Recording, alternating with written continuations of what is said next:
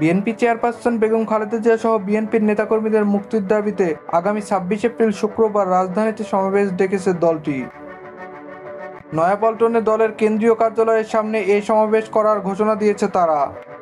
দ্বাদশ জাতীয় সংসদ নির্বাচনের আগে গত বছরের ২৮ অক্টোবর সর্বশেষ নয়াপল্টনে সমাবেশ করেছিল বিএনপি। প্রায় ৬ মাস পর আবার সমাবেশের ডাক দিয়েছে দলটি।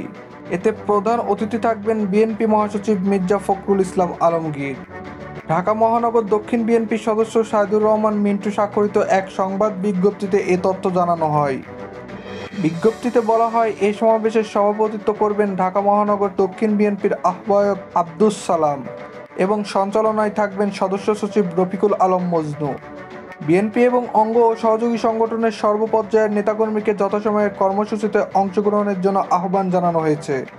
এ সমাবেশের জন্য ঢাকা মহানগর পুলিশ কমিশনারকে অবহিত করে চিঠি দিয়েছে বিএনপি।